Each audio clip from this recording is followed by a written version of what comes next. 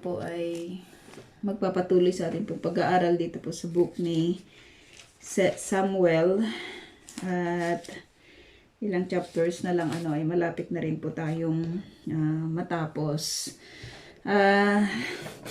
At patuloy po nating tinitignan itong kwento po ni David. At tinitignan po natin yung muli po niyang babalik, 'di ba, doon po sa kanyang throne. At nakita natin yung mga masalimuot, 'di ba, na mga tagpo, 'di ba, sa kanya pong buhay. Bawat buhay kasi, 'di ba, ay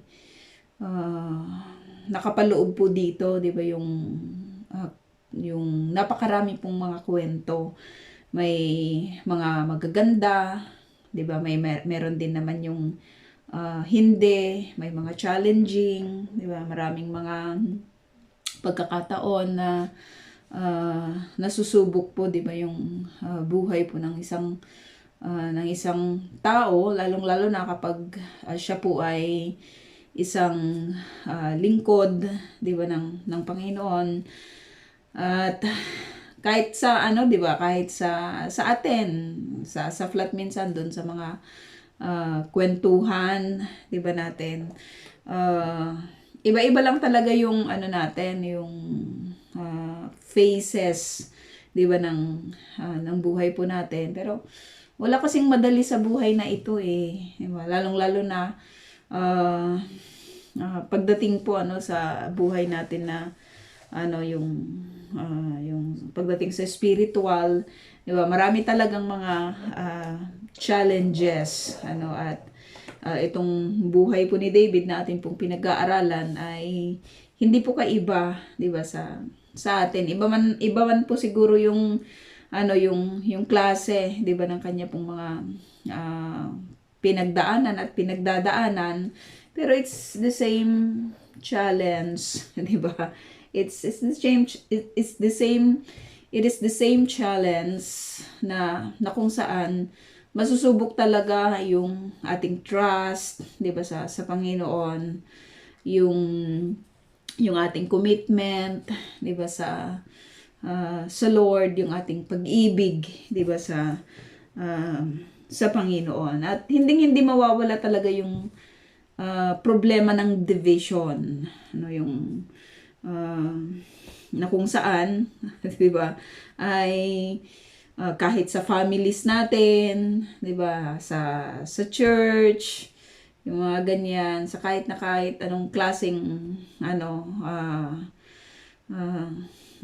kahit na anong klaseng relationship, 'di ba, kahit na anong klaseng issue, 'di ba, ng tao sa buhay na ito, hindi talaga po pwedeng hindi natin ma-encounter, 'di ba, yung isa sa mga problema na ginagamit, or it is one of Satan's plot, 'di ba, to destroy yung unity, ito ay yung salitang division. At marami pong mga paalala, 'di ba, ang scripture pagdating po sa area po na ito. So, titignan natin itong chapter 20, kasi sa title pa lang nito, dito sa Bible na ginagamit ko, ay ang sabi dito, ang paghihimagsik ni Seba. Katatapos lang ng paghihimagsik ni Absalom, nakita ng lahat.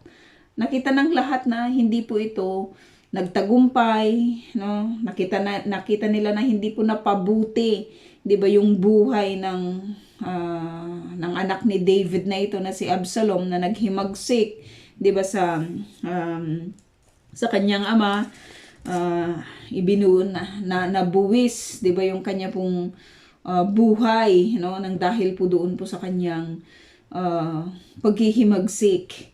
At masakit kasi ito, lalong-lalo na, 'di ba, when you are in leadership. Tapos may mga naghihimagsik, 'di ba, laban sa iyo. May mga nagsasalita, 'di ba? Behind your your back. Napakasakit po nito. I don't know if you already experience it. Pero masakit lang talaga yung area na ito, 'di ba? Na kung saan ay may mga himagsikan or mga paghihimagsik, no? Sa tahanan man, sa church man, sa trabaho man. So wala po talaga itong mabuting naidudulot, 'di ba? Yung salita po, 'di ba, na paghihimagsik. So verse 1 ng chapter 20 ng 2 Samuel, sabi po dito, si Seba na taga Gilgal, no, ay isang walang hiyang tao. Grabe po yung scripture sa pagde-describe ng tao po na ito, na ang pangalan po ay si Seba at siya po ay taga Gilgal. Grabe yung grabe yung description po sa kanya, no? Walang hiya. Wala siyang hiyang tao, walang hiyang tao. Paano ba natin na i-consider na ang isang tao ay walang hiya? 'Di ba? Yung hindi siya nahihiya sa paggawa ng sa paggawa ng ng masama. Hindi siya nahihiya doon sa kasi pag sinabi po nating walang hiya, 'di ba? Wala siyang pagrespeto sa ibang tao. Wala siyang pagrespeto doon sa nararamdaman ng iba, or wala siyang pagrespeto, 'di ba? Doon sa sa tao po na sa any kind, kahit sa mapatao man ito siguro, or sa environment niya, sa kahit na anumang nandun doon sa kanyang doon sa iniikutan po niya, no? Wala siyang hiya, walang hiya. Pag sinabi natin walang hiya, walang hiya ka, 'di ba? Parang ito na yung pinaka matindi, 'di ba, na pagmumura na pwede po nating na pwedeng masabi, 'di ba, ng isang tao doon sa isang tao, 'di ba, na hindi kanais-nais or hindi mabuti, 'di ba, yung kanya pong ginagawa. So ganyan po yung description ng Bible mismo. Wala siyang hiya. Po pwede naman sanang sabihin ng Bible na si Seba ay taga Gilgal, and that's it. Kasi may mga ganong instances, 'di ba, na makikita po natin na pag dinidescribe po sa atin yung mga tao na nai-encounter po natin dito sa scripture, ay may mga ganon, no, na pinapakilala yung pangalan nila, pinapakilala kung saan sila galing, no. May mga instances na sinasabi na maganda siyang lalaki, di ba? Matalino siya, 'di ba? Pero ito ibang-iba lang talaga yung description, 'di ba, ng Bible, no? Nakaka-amaze lang kung paano binigyang diin, 'di ba, ng scripture sa atin itong tao po na ito na taga Gilgal, na ang pangalan po ay Seba, no? Walang hiyang tao. Wala siyang hiya, whatever be, at makikita po natin kung ano po yung kanyang gagawin. So what do we expect sa isang tao na walang hiya? Anong may expect natin na kanyang iisipin? Anong may expect natin na kanyang gagawin, no? Wala siyang hiya eh. Wala siyang hiya. So hindi niya i-consider, 'di ba, yung ibang tao, no? So nasa kanya na po yung lahat, na pwedeng masabi po natin, di ba, na hindi talaga siya katanggap-tanggap, or bakit pa siya nag-i-exist, di ba, sa mundo po na ito. At sabi po dito, siya ay anak ni Bikri, at mula pa ito sa lipi ni Benjamin. Sa lipi ni isang Benjaminita na naman, di ba, itong si Seba, no? At sabi dito, hinipan niya ang trumpeta upang mapansin ng tao. Bakit niya gagawin yon, no? Bakit niya mismo no, yung pwede nating sabihin na kukuha siya, 'di ba, ng pansin ng tao, no? Mapansin ng tao, no? May mga instances ba sa buhay natin na alam mo 'yun, para in order for you na mapansin, gagawa ka lang talaga ng isang situation or ng isang bagay, 'di ba, upang mapansin ka, 'di ba, ng ibang tao, no? Upang mapansin ka ng tao, upang mapansin ka ng tao. Bakit ka kailangang magpapansin, ano? Bakit kailangan nitong si Seba ang magpapansin, 'di ba, sa tao, no? Wala siyang hiya eh. Alam mo 'yon? Pero gusto niyang kuhanin, 'di ba, yung attention ng tao, no? At isinisigaw niya, sabi niya, umuwi na tayo o Israel. Diba? Umuwi na tayo o Israel, kasi 'di ba sa mga previous na pinag-aralan po natin ay makikita po natin, 'di ba, na yung tong mga taga-Juda, taga-Israel, 'di ba, ay nagkaroon po ng pagtatalo tungkol po sa pagbabalik, 'di ba, nitong si King David, na may mga grupo, 'di ba, ng mga Israelita na nagsasabing hindi sila isinama, 'di ba? Alam mo 'yun, concern sila sa pagbabalik ng kanilang king, pero kailangang kasali silang lahat, 'di ba? Alam mo 'yun, parang naisahan sila, 'di ba, ng mga taga-Juda. At 'yun yung pinaghihimutok nila. Bakit hindi sila isinali dito sa parada? Gusto nilang kasama sila doon sa magiging parade, 'di ba, ng kanilang hari na si David, no? Ang problema lang kasi, 'di ba, itong mga taga-Juda ay mas firm sila, 'di ba, doon, at nagkaroon nga, 'di ba, ng pagtatalo tungkol sa mga taga-Juda at mga Israel. Pag sinabi nating Israel, ilang tribes 'yon? 'Di ba? 10 tribes 'yon. Dahil ilan na lang yung natira, supposed to be, na papanig dito po kay David, no? So sabi dito, umuwi na tayo o Israel. Alam mo 'yun, talagang siya yung mangunguna, 'di ba, doon po sa pag-blow ng trumpet para mapansin, 'di ba, ng mga tao. At ang isinisigaw po ni Seba ay umuwi na daw sila o Israel. Hindi niya sinabing umuwi na tayo, 'di ba, kundi talagang binigyang diin niya yung salitang Israel. Kasi 'di ba sa mga previous, pinagtalunan nila ito eh. Mas malaki yung share namin, 'di ba? Mas malaki kasi mas mas madami kami. 10 tribes. 'Di ba? Kayo konti lang. Bakit hindi ninyo kami isinama, no? At tignan natin kung ano yung kanyang sasabihin pa, no? So, nagtatawag siya, 'di ba, doon po sa mga tao na umuwi na daw sila, no? Sabi dito, ano bang mapapala natin kay David? Ano bang mapapala natin kay David, no?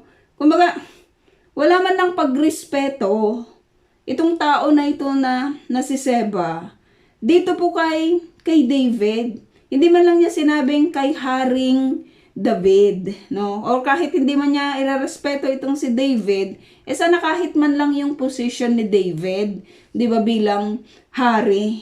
'Di ba, kailan lang gusto nilang kasama doon sa sa parade, 'di ba, ng kanilang hari. Ano yung mga pinagtatalunan nila? Bakit hindi sila isinama? Ngayon, makikita po natin ang hindi po pagrespeto nitong si Seba kay Haring David, 'di ba? Inaano niya, 'di ba, sinasabihan niya yung mga tao na umuwi na tayo kasi wala tayong mapapala diyan kay David. 'Di ba, ang concern nila yung ibalik yung hari nila, 'di ba, doon po sa kanyang throne, supposed to be, pero dahil hindi sila hindi sila isinama, ito na yung kanilang gagawin.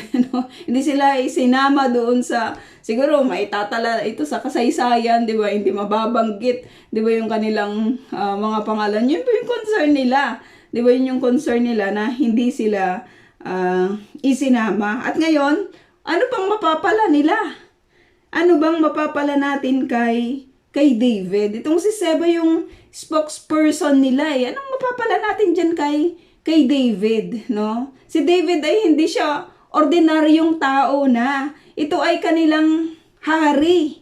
'Di ba? Ito ay kanilang hari at binabanggit, 'di ba, sa scripture din na dapat iginagalang, 'di ba, yung tao po na ito na ibinigay ng Diyos upang mamuno, 'di ba, sa kanila. Pero dito pa lang, no, napakaganda na ipinagbigay alam na kaagad sa atin ng scripture na itong si Seba, 'di ba? Wala talaga siyang hiyang tao, no? Hindi man lang niya binibigyan, 'di ba, ng pagrespeto itong hari na ito, 'di ba, na si David. Ano bang nagawa para sa atin ng anak ni Jesse? Grabing grabing disrespect ito sa isang king. Ang tawagin mo siya sa pangalan lang niya na parang parang ka-level mo lang or kaya mas mababa pa sa iyo. Tapos tatawagin mo siya doon sa kanyang humble beginning na ano bang nagawa para sa atin? Nakalimutan na ba nila? Di ba kailan lang na sinasabi nila na itong si David, di ba, siya talaga yung ating siya yung tumulong sa atin. Pero itong pag-i-initiate ng mga ganitong mga pagwiwika, di ba, nitong si Seba sa mga tao, sa hearing ng mga tao, wala nang nagawa itong si David, 'di ba, sa kanila. At sabi niya, sino ba ito? Ano bang nagawa nitong anak ni Jesse na ito? Isa lang siyang pastol, 'di ba? Isa lang, wala naman siya nobody naman siya Isa lang siyang anak ni Jesse. Grabing disrespect po nito, 'di ba? Para po sa isang hari na itinayo, 'di ba, ng Lord para sa Israel. Ano pa ang sabi niya? Humiwalay nga kay David ang mga taga-Israel at sumama kay Seba. Ito yung nakakalungkot, 'di ba, na natagpo na naman. Kung iisipin natin, 'di ba? Kailan ka ba matatahimik, David? 'Di ba? Nakita natin na napaka masalimuot, 'di ba, yung nangyari between him and his son. Tapos ito na naman, 'di ba? Ito na naman itong si Seba naman. Problema na naman. Katatapos mo lang ng isang problema, tapos magkakaroon na naman ng isang usapin ulit. Magkakaroon na naman ng isang problema ulit, at ito sa katauhan nitong si Seba. So makikita po natin, mga kapatid, na napaka-powerful po ng mga words na yon na ginamit po nitong si Seba upang mahikayat ang mga taga-Israel. 10 tribo ito, 'di ba? Madami po sila. Napakarami po sila, at yung sumama sila dito kay Seba. So, kukunti na lang. 'Di ba, kukunti na lang yung matitira dito po kay David, no? Kukunting bilang na lang ang matitira dito kay David. Pero sabi dito, ngunit nanatiling tapat ang mga taga Judah. Salamat naman. Sinasabi nila, pamilya kasi namin si David. 'Di ba? Mga katribo niya, 'di ba, yung mga taga Judah na ito. Sabi dito, ngunit nanatiling tapat ang mga taga Judah kay David, at buhat sa Jordan ay inihatid nila ang hari hanggang Jerusalem. So nagkaroon ng division, no? Supposed to be magkakaisa po yung Israel sa pagbabalik, 'di ba, sa kanila pong hari. Pero dahil nga sa isang ugali ng isang tao na walang hiya, hinikayat po niya at nahikayat naman itong mga taga-Israel dito po kay Seba, no? Without any, alam mo, nakalimutan na, ang bilis lang talaga nilang makalimot, no? Maraming mga ganyang mga tao sa kapanahunan po natin ngayon, di ba, na ang galing-galing magsalita, no? Napakagaling po nilang magsalita at napakagaling po nilang manira, di ba? Manira po ng tao, no? Pansinin mo yung mga taong gano'n kapag naninira na po sila, di ba? Parang walang mabuting patutunguhan yun eh. Di ba? Walang mabuting patutunguhan yung minsan mga tao. Makikilala mo kasi sila eh sa pamamagitan ng kanilang mga kwento, di ba? Sa pamamagitan ng kanilang mga sinasabi, no? Sa pamamagitan ng pagbuka, di ba, ng kanila pong mga bibig, no? Makikilala lang talaga natin, no, yung mga tao po na ganito. At kung yung tao na ito ay puros paninira, I don't know if you know anybody like that, no? Pero sakit sa dibdib lang talaga, 'di ba, yung idinudulot po ng mga taong napakagaling pong manira. Nakita po natin, 'di ba, na from the past na pinag-aralan po natin, no, isang buhay na sa katauhan po ni Mephibosheth, 'di ba, yung sinira, no, ng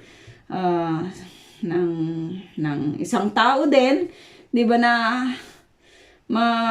makikita po natin na may mga personal interest, no, may mga personal na issue, may personal na interest doon po sa kayamanan or doon sa ari-arian nitong si Mephibosheth, no. So, grabe lang talaga yung pwedeng gawin, 'di ba, ng paninira, 'di ba, yung paninirang puri. Ito, nag-result po ito sa rebellion ulit, no? Sa rebellion ulit, no? So, yung mga taga-Israel ay sumama po dito po kay Seba. At ang nanatiling tapat ay yung mga taga-Juda dito po kay David. At sila po yung naghatid kay David sa Jerusalem, hanggang sa Jerusalem. Verse 3, sabi dito, pagdating doon, ipinakuha ni David ang 10 asawang lingkod na iniwan niya upang mamahala sa palasyo. Ito yung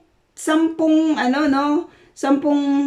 concubine nitong si David na vinayolate, 'di ba? Vinayolate nitong si Absalom, no? At ipinakuha niya yung i-restore niya, 'di ba, yung kanyang household na napag-aralan natin last week, 'di ba, na ito naman talaga yung dapat na nagagawin kasi nga nagulo yung kaharian. So pagbalik mo kailangan mong ayusin. At ang inuna po nitong si David ay ang kanyang 10 asawang lingkod. Sabi dito, 10 asawang lingkod. Ang dami lang talaga niyang asawa din, 'di ba, itong si David, no? Sabi dito, iniwan po niya yung 10 asawang lingkod na yon upang mamahala sa palasyo. Pero ito yung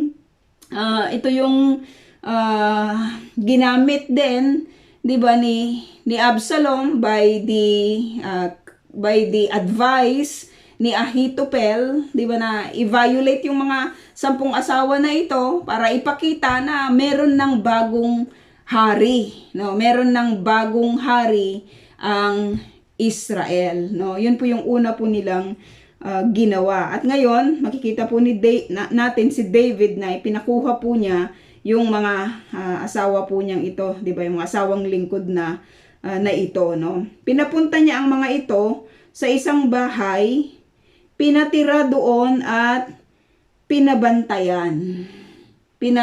Pinapunta niya ang mga ito sa isang bahay, sabi dito, pinatira doon at pinabantayan, no?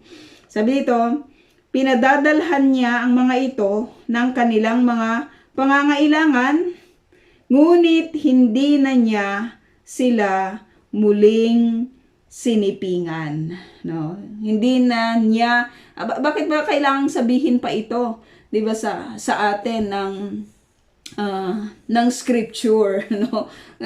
Kasi nga 'di ba, yung mga 10 asawang lingkod na ito, supposed to be kaya niyang paalisin na lang, 'di ba, yung mga tao na ito, no? Pero makikita pa rin natin yung puso niya.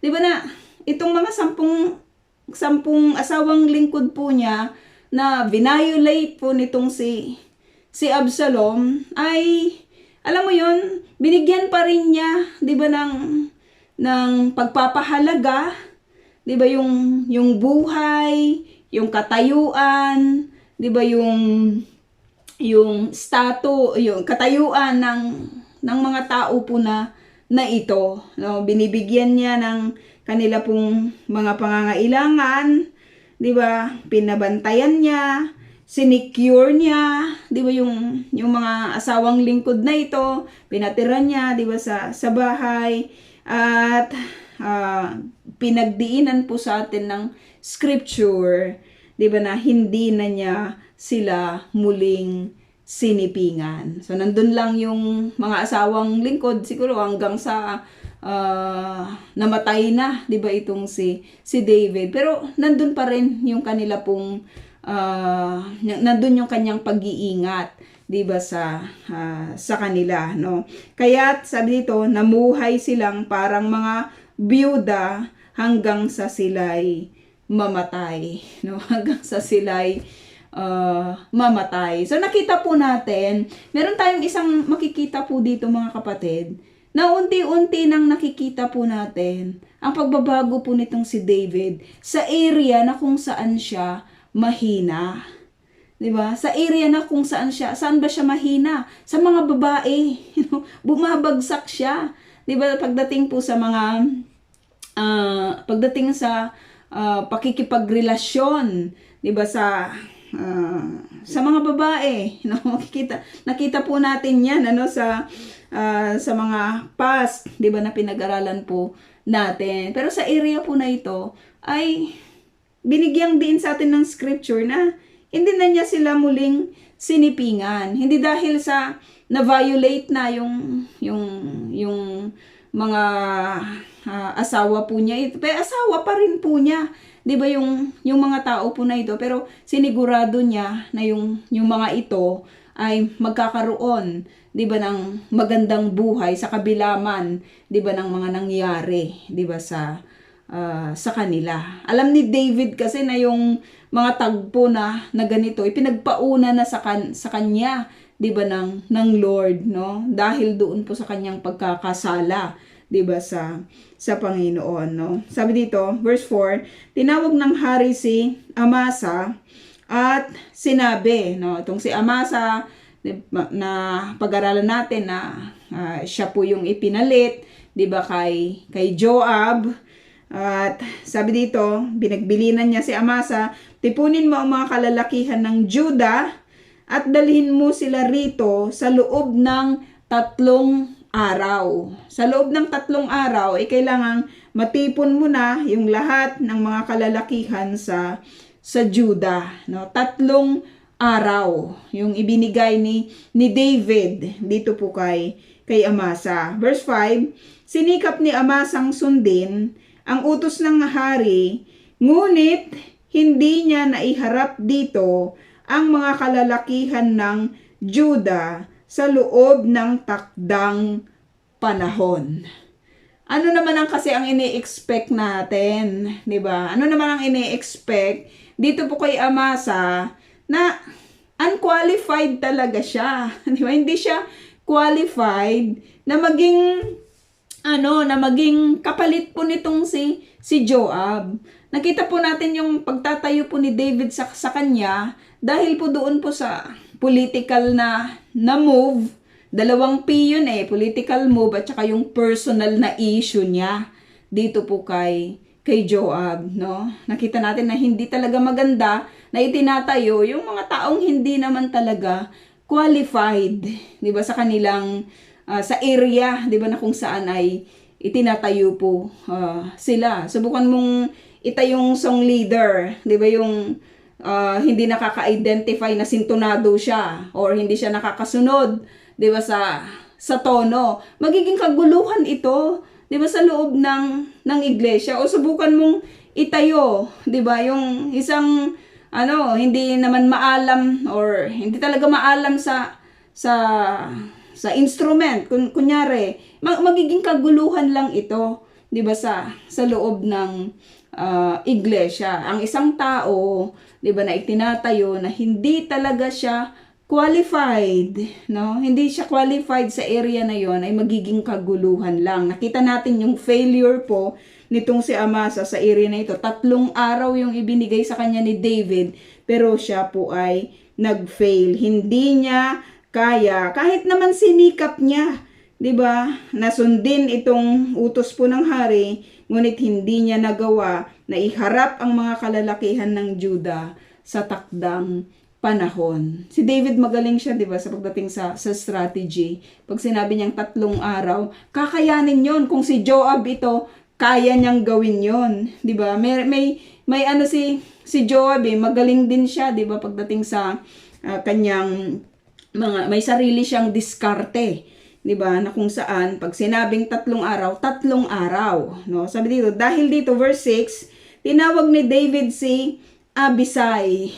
Alam ni David na mag-fail itong si Amasa Alam niya, kaya tinawag niya itong si Abisai. Marami ding 'di ba? Marami ding issue itong si Abisai, pero tinawag niya, no? Sinabi niya, mas malaking gulo ang idudulot ni Seba kaysa kay Absalom. So just imagine na lang yun, mga kapatid. Si Absalom, 'di ba, na ipinakilala po siya sa atin ng scripture, pero doon po sa kaisipan po nitong si David, doon sa kanyang pag-assess, 'di ba, dito po sa katauhan po nitong si Seba, nabanggit niya, 'di ba, na mas malaki ang idudulot, mas malaking gulo ang idudulot po nitong si Seba kaysa kay Absalom. So kailangan nilang mag-act, 'di ba? Agad-agad. Kaya nga 3 araw yung ibinigay nitong si David, kasi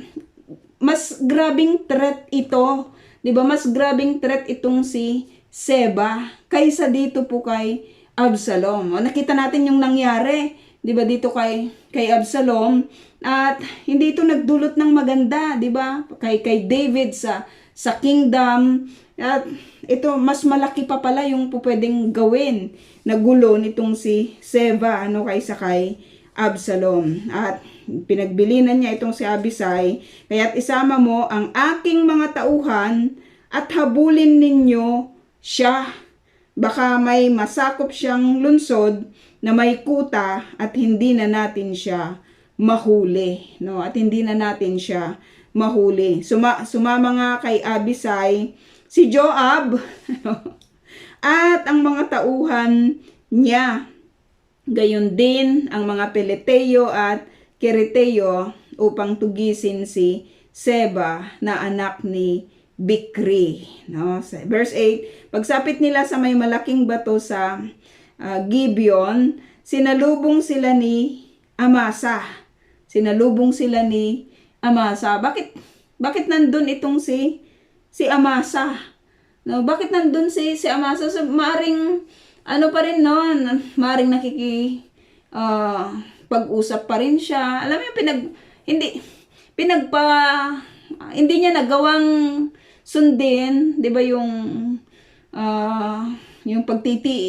yung utos po ng hari, 'di ba, sa kanya. So, maybe he is trying talaga his best, pero mahirap kasi kapag wala kang strategy 'di ba? Mahirap kasi kapag wala kang plano, or mahirap lang talaga sa isang katulad niya, 'di ba, na mamumuno. Siya nga ang tagapamuno, 'di ba, kay Absalom, pero hindi rin siya nagtagumpay kahit gaano man sila karami.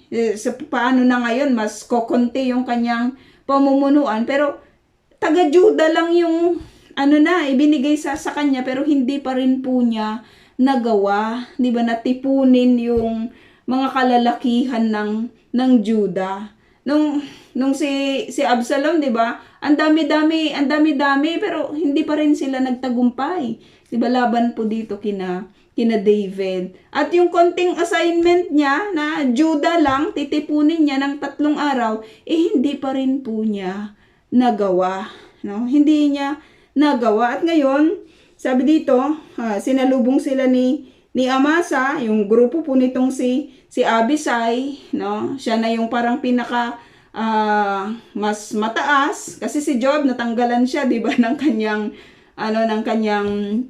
rank or ng kanyang position. Kaya itong si Abisai na yung parang pinaka-leader po nila. Actually si Amasa, kaso nandun pa si Amasa, 'di ba? Maaring nagtitipon pa rin or nakikipag-usap pa rin, 'di ba, sa mga tao. Kaya inutusan ni David itong si Abisai, no? At sabi dito, sinalubong sila ni Amasa. Suot noon ni Joab, tignan natin itong si Joab lang talaga, no? Suot noon ni Joab ang kanyang kasuotang pandigma. Suot noon ni Joab ang kanyang kasuotang pandigma at may dala siyang espada na nakakabit sa kanyang sinturon. Habang papalapit siya, nalaglag ang kanyang espada. Habang papalapit siya, nalaglag ang kanyang espada. Hindi sinabi po sa atin, hindi ibinigay sa atin yung mga ganito pong mga details, pati yung yung pagkalaglag, 'di ba, ng espada po nitong si Joab. Binagbigay alam din natin na nasa kasuotang pandigma, 'di ba, itong si Joab. At sabi dito, habang papalapit siya, nalaglag ang kanyang espada, sinabi niya, "Kumusta ka, kapatid ko?" 'Di ba? "Kumusta ka, kapatid ko?"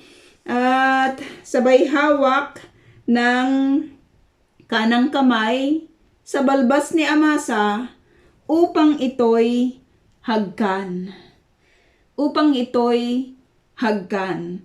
So, yung tagpo po na ito, mga kapatid, makikita po natin, 'di ba, na isinulat po sa atin yung bagay po na ito kasi makikita po natin kung ano pong gagawin ni Joab. Kung papaano po mababalik, 'di ba, sa kanya yung pagro-rule ulit, 'di ba? Pagro-rule ulit dito po sa mga armies, 'di ba, ni David. At lagi nating makikita na itong si Joab, masyado siyang mapanlin lang. 'Di ba? Meron siyang ganong meron siyang ganong character na kung saan magiging panatag ka na sana, 'di ba, sa kanya, pero alam mo 'yun, doon pala siya aatake. 'Di ba? Anong mga ginawa niya sa mga past, 'di ba, na nakita natin siya. Laging may trick, 'di ba? Doon po sa kanyang mga pagpatay or doon sa kanyang mga ginagawa, 'di ba, na pagpatay. Ito, makikita po natin na binati pa niya itong si Amasa. Binati niya itong si Amasa. Wala namang kamalay-malay itong si Amasa, 'di ba? "Kumusta ka, kapatid ko?" 'Di ba? "Kumusta ka, kapatid ko?" Tapos sabay hawak pa, no, doon sa balbas ni Amasa upang hagkan, 'di ba? Upang hagkan, no? So maganda sanang tagpo 'yon, 'di ba, na alam mo 'yun, dito kasi sa Middle East, yan talaga yung kanilang form of 'di ba, yung form ng pagbate, 'di ba, yung may pagyakap at saka may yung paghalik, 'di ba, paghalik sa tao, lalaki man ito o lalaki to lalaki or babae to babae, 'di ba? Makikita natin na ganun po sila magbatian, 'di ba, dito po sa Middle East, no? At panatag naman itong si Amasa, no? Ngunit sabi dito sa verse 10, hindi napapansin ni Amasa ang espadang hawak ni Joab sa kabilang kamay, kaya't sinaksak siya nito sa tiyan. lumuwa sa lupa ang bituka niya, grabing lakas nun at namatay agad sa saksak na iyon. Namatay agad sa saksak na iyon. So grabing lakas po nitong si Joab, 'di ba, na talagang sa isang saksak lang na iyon ay patay ka agad, 'di ba, itong si Amasa. So ayan na naman po si Joab, nakikita po natin, no? Napaka-deceiving, 'di ba, yung sinasabi ko po kanina, napaka-deceiving po ng approach niya, no? Alam mo yun, may halik-halik pa, may pabati-bati pa. Pero ano pala to, no? Papatay pala siya. 'Di ba? Papatayin pala niya yung tao na ito, 'di ba, na si Amasa. No, ito nakita natin na failure nga itong si Amasa, pero kailangan ba niyang gawin 'yon? 'Di ba, na patayin itong tao na ito at dineseive pa niya, 'di ba, upang walang, alam mo 'yun, hindi nakapaghanda itong tao na ito, 'di ba, doon po sa nangyari, 'di ba, sa kanya. Kung i-apply po natin sa ating spiritual, 'di ba, na buhay. Ganyan kasi yung kasalanan eh. Minsan kapag hindi namamalayan, 'di ba, yung kanyang pag-atake, no? Kaya nga laging sinasabi sa atin ng scripture, laging magbantay, no? Laging magbantay. Ito may ano pa, no? May pahawak-hawak pa, 'di ba? May pakumusta pa, 'di ba? Pero kapahamakan pala, 'di ba, yung dulot niya. At kung minsan kung titignan naman din po natin, pwede naman din po nating tignan, 'di ba, na kung minsan kahit sabihin natin sa church, 'di ba, minsan may pahalik-halik tayo, 'di ba, may pabati-bati, may pangiti-ngiti, pero behind pala, the back of that person, 'di ba, pinapatay pala natin sila, or ini-slander pala natin sila, or sinisira pala natin, 'di ba, yung kanilang puri. Ganyan po yung spirit nitong si Joab, 'di ba? Mapanlin lang, no? Mapanlin lang, no, yung character po niya na ito, no? Kaya lahat siguro tayo, 'di ba, ay guilty, no, sa area na ito. Kasi may mga instances, no, na kung saan ay pinag-uusapan natin din, 'di ba, ang mga kapatid, pinag-uusapan natin yung kanilang mga ginagawa, at minsan yung mga kasalanan, 'di ba, na kanilang ginagawa. Ibang usapan naman po 'yon, no, kaysa doon po sa sinisira natin sila, no. May mga ganun na mga tagpumarahil, no, sa buhay. Kung hindi man tayong sinisiraan, tayo po yung naninira, 'di ba, sa mga tao, no, or sa mga kapatid. Iba deceiving, no? Alam mo 'yun, ako hindi lang talaga ako yung alam mo 'yun, may mga ganun kasi na karakter, 'di ba? Nakala mo ang bait-bait, no, may pabeso-beso pa, may okay naman, may mga pa-joke-joke pa. Pero grabe pala yung kinikim-kim na sama ng loob, 'di ba? Grabe pala yung yung sinasabing doble cara, 'di ba, na alam mo 'yun. Parang okay siya pag nakaharap, tapos pag nakatalikod ay may mga issue na pala siya, 'di ba, sa iyo, no? So it's a Joab spirit, no? Sinaksak niya itong si Amasa at namatay ka agad, 'di ba, sa saksak na iyon, no? Nagpakatuloy ang magkapatid na Joab at Abisai sa kanilang pagtugis kay Seba. Isang tauhan ni Joab ang tumayo sa mga bangkay ni Amasa at sumigaw. Ang lahat ng kakampi ni Joab at ni David, no? Sino na ngayon ang in charge? Si Joab na. Di ba? Yung in charge ngayon.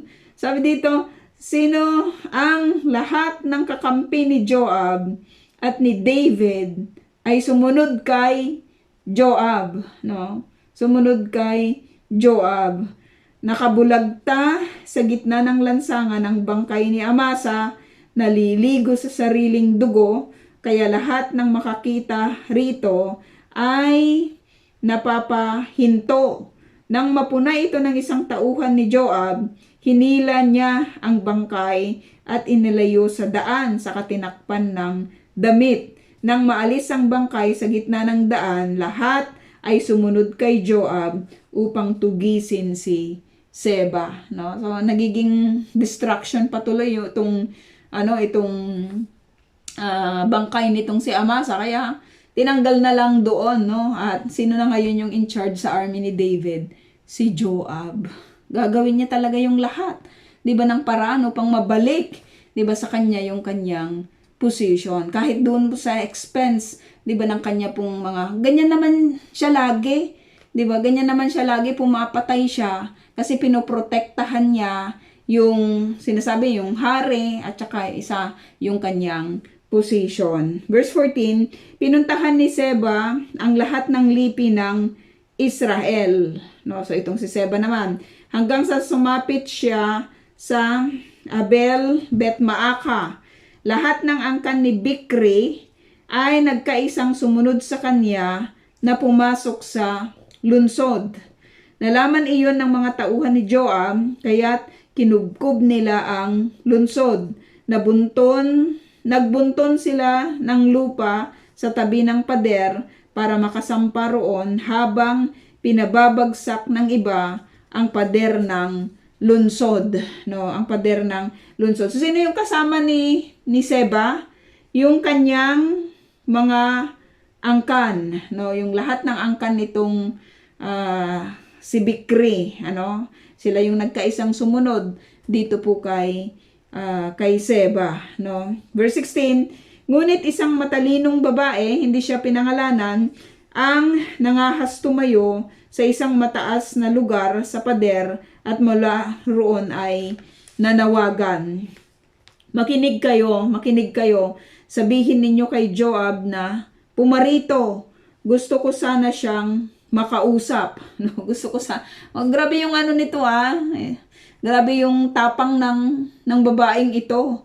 Na kung saan hindi na siya pinangalanan sa atin, pero siya po yung tumayo, 'di ba? Upang gawin yung mga bagay na mapapag-aral natin. Sabi dito 17, paglapit ni Joab, tinanong siya ng babae, kayo po ba si Joab? Kayo po ba si Joab? Sabi dito, ako nga, sagot nito, pakinggan po ninyo ang aking sasabihin, sabi ng babae. O si Joab makikinig, 'di ba, sa isang babae. Pero makikita po natin na itong babae na ito, ipinagbigay alam sa atin na hindi lang siya isang ordinaryong babae, kundi isa po siyang matalinong babae, no? Isa siyang matalinong babae. Sige, sabi ni Joab, nakikinig ako, wika ni Joab. 18, noong araw, sabi ng babae, mayroon pong ganitong kasabihan. Magtanong ka sa lunsod ng Abel, at ganun nga ang ginagawa ng mga tao noon upang malutas ang kanilang suliranin. Upang malutas ang kanilang suliranin. Sa buong Israel, ang lunsod pong ito ay may tuturing na pinakatahimik at tapat. Siya ay tulad ng isang mapag-arugang ina sa Israel. Bakit gusto ninyo itong gibain? Bakit gusto ninyo itong gibain? No? So, sinasabi po ito, 'di ba, ng babae dito po kay Joab. Bakit ninyo wawasakin ang lunsod na ipinamana ni Yahweh? So, makikita natin na yung bawat pananalita, 'di ba, ng babaeng pong ito ay pili siya, 'di ba, na talagang hindi ito panghuhusga, 'di ba, dito po kay Joab, no, piling-pili yung kanyang mga sinasabi na yung lunsod na ito ay sinasabi niya ipinamana ito ni Yahweh. Si Yahweh yung nagbigay nito, 'di ba, sa amin. Bakit ninyo gustong wasakin? Sabi ni Joab, Hindi ko gagawin yan, wika ni Job. Anong ginagawa nyo? 'Di ba? Anong ginagawa? Anong ginagawa nila, no? Pinapabagsak nila yung ibang pader ng lungsod. 'Di ba? Talagang guguluhin nila lahat wawasakin nila, 'di ba, yung lungsod. Mahanap lang itong si Seba. Pero sinasabi ngayon ni Joab dito sa babae, hindi ko gagawin yan, wika ni Joab. Hindi namin gustong wasakin ang inyong lungsod. Wala iyon sa plano namin. Wala iyon sa plano namin. Hinahanap lang namin si Seba na naghimagsik laban kay Haring David, no? Siya ay anak ni Bikri at taga bulubundukin ng Ephraim. Sabi dito, isuko ninyo siya at iiwan namin ang lungsod. Isuko ninyo siya at iiwan namin ang lungsod. Sinabi ng babae kung ganon, ihahagis namin sa iyo ang kanyang ulo mula sa pader. Ihahagis namin ang kanyang ulo mula sa pader. Pumasok siya sa kabayanan at palibhasay matalino. Sumang-ayon sa kanya ang mga taong bayan sa kanyang binabalak, no? Iba talaga pag matalino, 'di ba, yung isang tao, no? Alam niyang i-assess yung situation, no? Alam niyang i-assess na mabuti, 'di ba, yung situation. At ano ba yung mas mahalaga, 'di ba? Para sa kanya at para sa lungsod nila. Ano yung higit na mahalaga? No, yung mawasak sila or ma-preserve, 'di ba, yung kanilang lungsod, no? Ipinagbigay alam sa kanya ni Joab na meron silang hinahanap, ito ay si Seba, 'di ba? Kung isusuko ninyo siya, sabi dito, iiwan namin ang lungsod, no? Pwede bang mapanaligan itong salita ni Joab? At ang ginawa, pinugutan nila ng ulo si Seba at inihagis ito kay Joab. Pinugutan nila ng ulo. Sinabi ko po kanina, mga kapatid, na ang paghihimagsik ay hindi lang talaga ito maganda, no? Nakita natin 10 tribo ito yung una, 'di ba, na sumama po dito kay Seba. Pero nakita natin na ang natira na lamang, 'di ba, sa kanya ay yung kanyang mga kalahi, 'di ba? Yung kanyang yung kanyang angkan, 'di ba, yung natira na lamang sa kanya. No, ito na lang yung natira, 'di ba, na mga kasama niya. Nawala na yung iba, no? At ito, nakita natin na napugutan na siya, 'di ba, ng kanyang ulo. Hinipan naman ni Joab ang trompeta, kaya't ang lungsod ay iniwan na ng kanyang mga kawal at sila'y nagsiuwian na. Si Joab namay bumalik sa Jerusalem at nagpunta sa hari. Si Joab ulit, 'di ba, yung in charge. Ito ang mga opisyal ng hukbo ni Haring David. Ito yung mga opisyal ng hukbo ni Haring David, no? Binagbigay alam sa atin. Sabi dito, si Joab ang pinuno ng buong hukbo ng Israel. Nakuha niya ulit, 'di ba, yung kanyang position. Naging pinuno siya ulit, 'di ba, sa hukbo ng Israel. Kasi isa siyang man of action itong si Joab. Nakita natin na, alam mo 'yun, kahit ano man yung nasa niya, kahit sino man, 'di ba, yung nasa harapan niya na magiging threat, 'di ba, sa kanyang position or doon sa kingdom or kay David, talagang gagawin niya lahat yung kanyang yung kanyang pamamaraan para mawala sila, 'di ba? Yung pagpatay yung kanyang laging ginagawa, no? Maganda po yung kanyang maganda yung kanyang passion, lamang hindi niya ito isinasangguni, 'di ba, sa kanyang hari.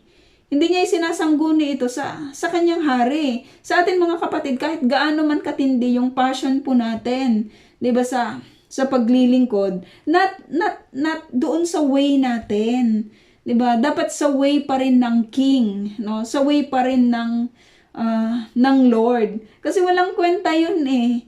'Di ba? Wala lang talagang kahit na ibinalik siya, 'di ba? Doon po sa kanyang position, makikita natin na pagbabayaran din niya yung lahat ng kanyang mga ginawa, 'di ba? Pag naghari na itong si Solomon, no? Mapapag-aralan natin 'yan, no?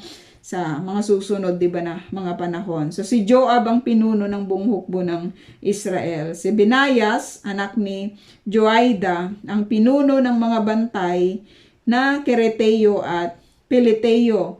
Si Adoram naman ang tagapamahala sa lahat ng sapilitang paggawa.